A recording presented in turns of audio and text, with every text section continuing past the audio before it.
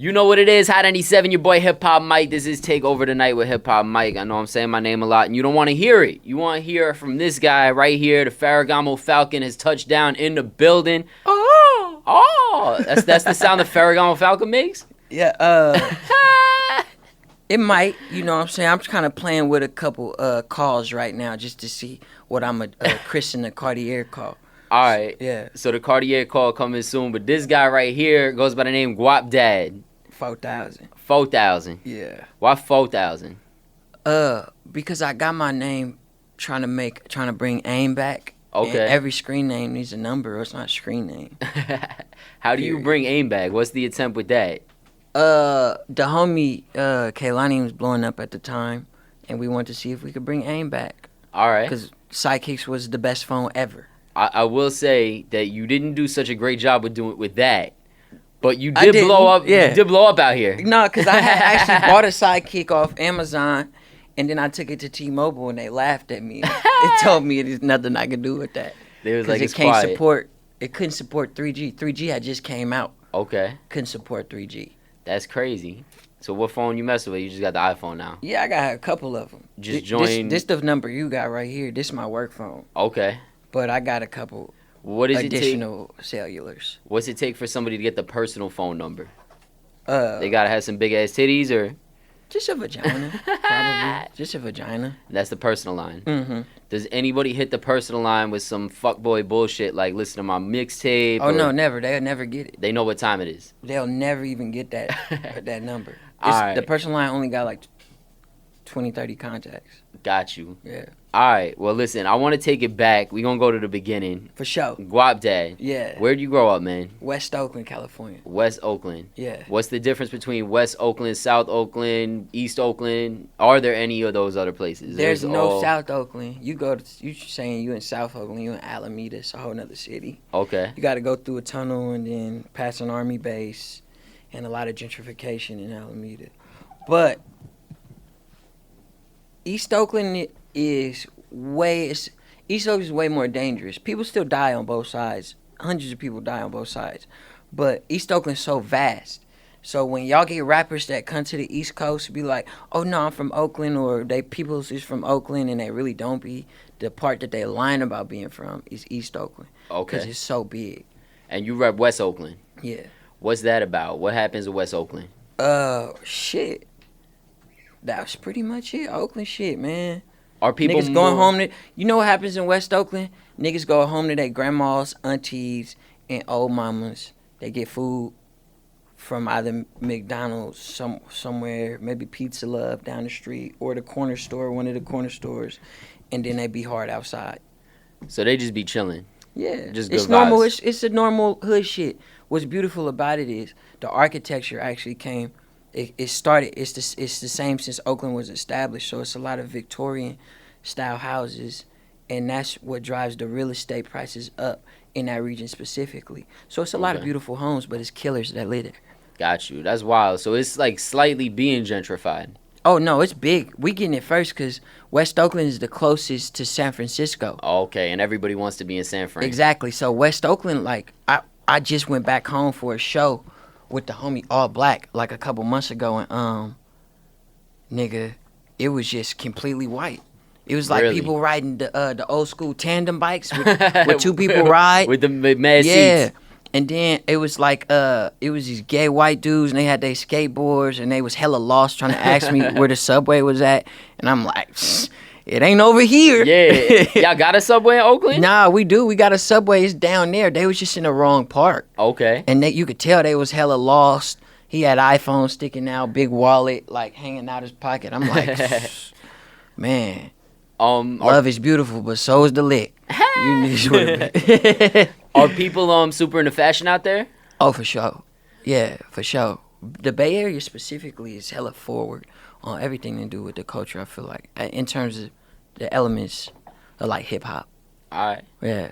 Coming up, I know you was into the swiping a little bit. Uh-huh. What got you into swiping? Was it just bad circumstance, or was you out here trying to get dripped up? I mean, both. I definitely started scamming out of necessity, just from my situation dealing Like both my parents went to jail. Grandma had cancer. It's Mortgage deeded in my name. Like a lot. I had my little brother, little sister, raising the whole household. So I definitely needed to find a way because I was throwing parties at first. Okay, yeah, I saw you did pretty good throwing parties. Yeah, I did hella good throwing parties. That's wild. But we started getting extorted by the police. Really? Yeah, we couldn't do it anymore. Yeah, because they seen the money you was getting, they want a piece of that. Yeah. This dude, Officer Espinoza, was just It's trashing a us. specific officer that was Yeah. on your ass. Cause it's like this at Oakland Police Department. It's only one nigga in the office, and he run the whole thing to get party permits. It's just him. So once I'm they assuming heard, he like a vet officer, maybe like served in the service or some shit. So don't nobody tell him shit. he just likes to party. Or shut down parties. Exactly. And how they do it is, it's a real lick for the police because all the off-duty officers that day can get assigned to parties that day. Alright. And the officer tell you, all right, you want this permit? You need like 2 or 3 officers to cover the event. So then he call up his nigga like, yo, you trying to make 3 bands? And then that's how they run the play. That's wild. Yeah. How were you able to get so much influence to even bring people to these parties? I just always had bitches. Okay. Yeah, forever. I mean, bitches definitely bring dudes out. Bro, wherever the hoes go, like you ever hear the if you build it, they will come? Facts. It is bitches. It is bitches. Yes. If you have bitches, everybody's coming. More bitches, all the niggas. White Aight. people, Indians, everybody is coming for the hoes because we all thirsty. And you had the most hoes. Yeah. Alright. That's what I was known for, was really like being a different kid. I didn't play no sports. I've been in the fine arts, painting, drawing, anime, all the weird shit. Bitches like was telling me I'm handsome, but I didn't consider me handsome. I hadn't grown into myself yet. So I couldn't even fight it. The sauce really chose me, whether I wanted to accept the flavor or not. I mean, You know what listen, I'm that's saying? how it goes. Yeah, so I just was like, all right, fuck it. So they was always on you even before you started getting lit. The girls was always attracted, or was they trying to be on some friendly shit and now is on? Well, both. Because before, I really wasn't pushing the line like, what's up? Aight. Give me the pussy.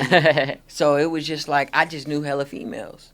And I never been like a weird ass nigga. I wasn't like beating up on hoes. I wasn't like being hella extra creepy. It was just like, if we end up doing something, we do. But like, come around because I know when people see me with you, they gonna hate. And that's controversy. And that's what I want it to be forever. Is this way people talk? I'm a Kanye West stan, so I love controversy. So you all Aside about from the his more trolling. recent shit, I don't know. He been wilding out a little bit lately. Yeah, it hurt my feelings. I don't know. Yo, it breaks my heart seeing like what's happening right now with Kanye, honestly, because I would love to see him get back to like not the old Ye, but like the Ye that was constantly evolving and not really just. I feel like he's putting himself in a little bit of a box and trying to break out right now. Yeah, as a fan, I'm excited to see what happens. If it's the fall of Rome, then you know what I'm saying. That'll be something tragic, but it's beauty in every tragedy as well. So maybe we'll get a gem out of that too. But I love everything. Growing up, you was into Kanye, obviously. What other artists did you listen to, like as a kid?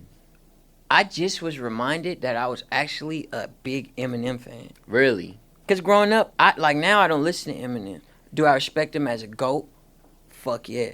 Do I think he top 5 to ever rap? To me, for my generation, fuck yeah. But after like high school, I wasn't listening to Eminem anymore. But literally sitting down and watching my manager. I came in the hotel hella drunk. I'm like, damn, I had hella bitches. He like, shh. And he watching the fucking Jimmy Iovine like HBO thing. There was a section about Eminem, and I was just looking like, damn, I really love all of this. Like, still, I love all of this.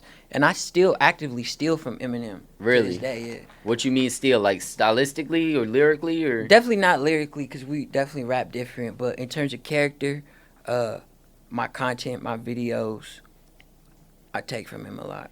I'm a scammer, so I can't. It's cool for me to come on air and shit and niggas and say who I steal from because it's okay for me to do so. Yeah, but I feel you. A lot of rappers, we all steal.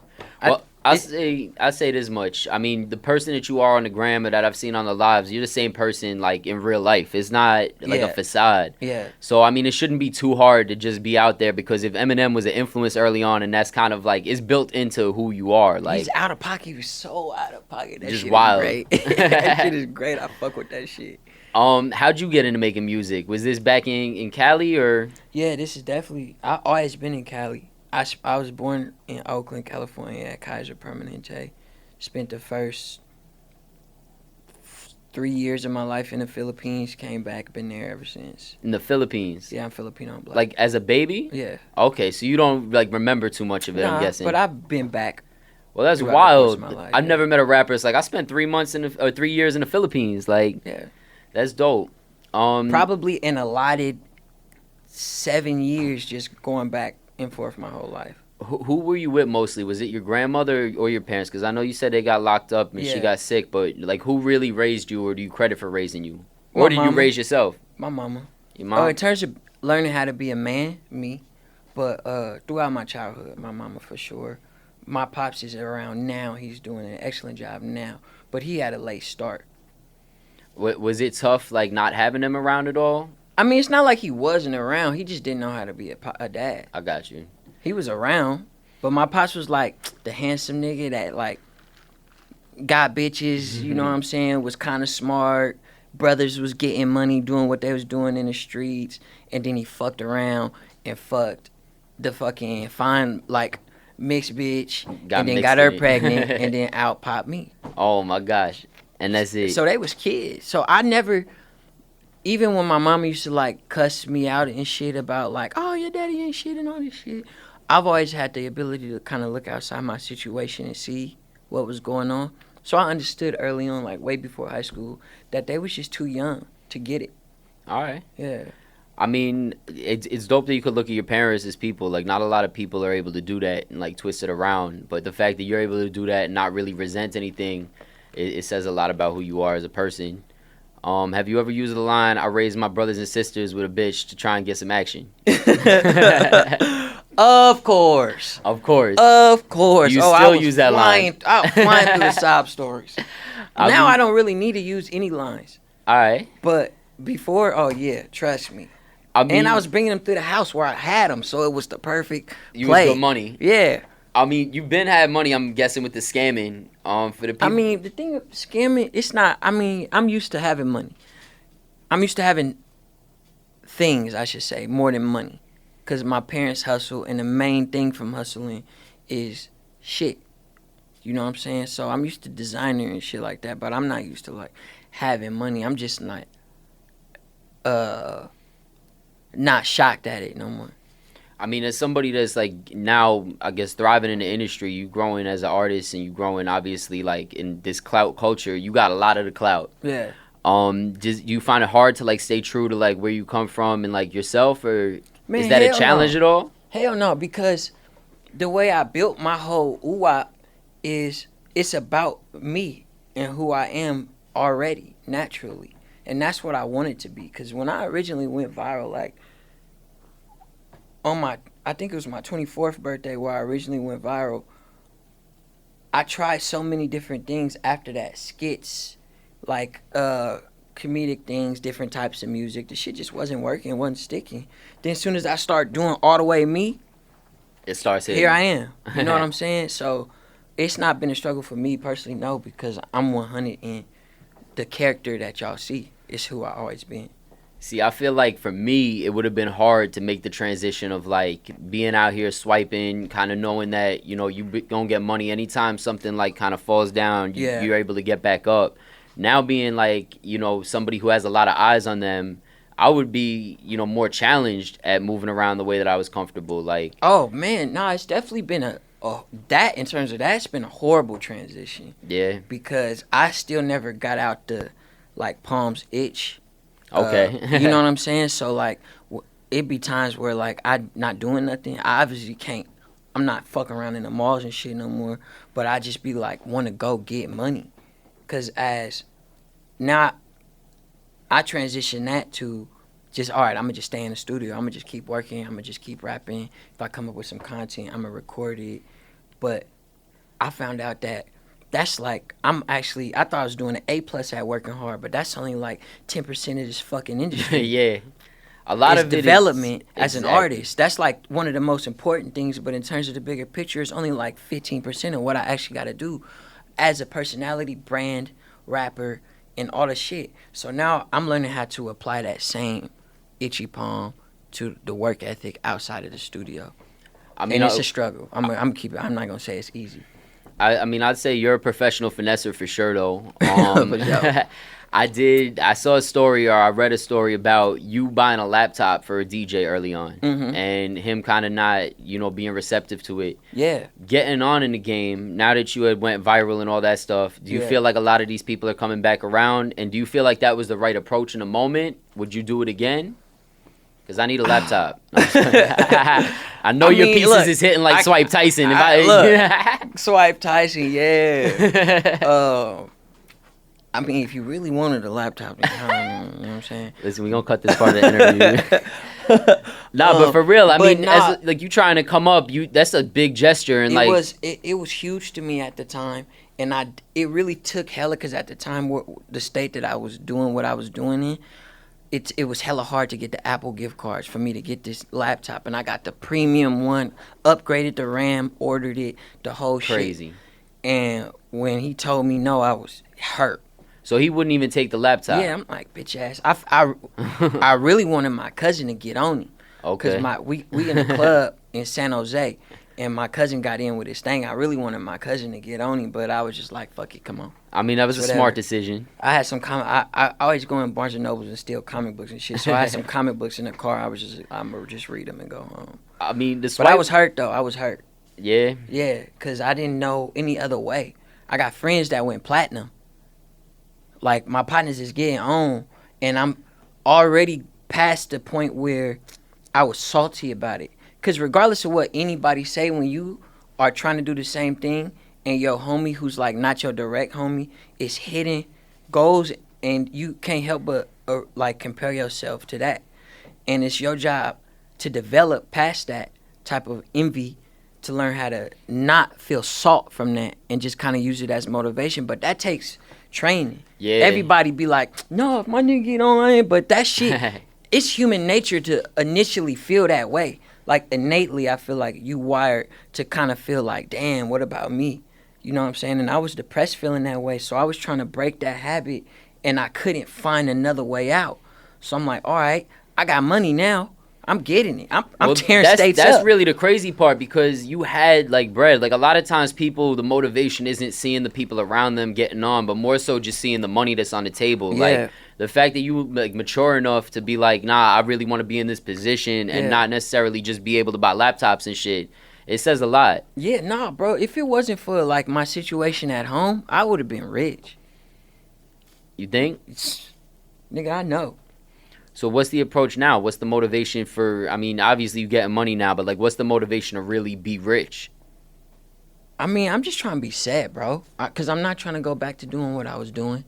My little sister's hella old now, and she like Jacquees. Okay. It make me, like, hate Jacquees. But I still be buying her tickets, and, you know, she like YouTube niggas. All right. But that shit is crazy to me. And she on my mind, and she need school clothes, and she need good shit. So you still holding down the family a lot? Oh, for sure. Still, a lot of my money goes to that. It's always been in a comfortable place, though. It just kind of is what it is. Do you ever bring them around when you traveling, or is it tough traveling? Nah, maybe because being I fuck away? bitches. Okay. I fuck too many hoes. Well, you could bring your brother. I mean, you told me the story about your brother. Yeah, no, my brother can, but, like, my sister, hell no. We had already exposed her too early. Like, my ex-girlfriend, I fully had moved her in. After I decided I didn't want to fuck bitches no more, I fully moved her in, and them walls were standing. I was in there depressed and horny. It's a horrible mix. Nah, that's not a good look. Yeah, so I was tearing, yeah. Moving forward, you've been making a lot of music in the studio. Hell yeah. You just dropped a record also. What was that, like yesterday, 2 days ago? Man, I'm dropping a record like every 4 days. How do you say the last word of this record? Feng Shui. Feng Shui, okay. Yeah, a lot of people, I did it like that on purpose just so people could ask what it means. But that's how you spell Feng Shui. A lot of people don't know that's how it's spelled. All right. Mm-hmm. How long does it take for you to turn around records? Is it like, it depends on the record, or are you pretty quick? But no more than a couple hours. All right. For just what I'm doing right now. If I wanted to sit down and really write some rap shit, then I might think about the bars, use bars from old shit, come together, try to make something, like, cohesive. But like in terms of the shit that I've been doing now, it's just all about the vibe. I'm just vibing out, making waps. What do you like think?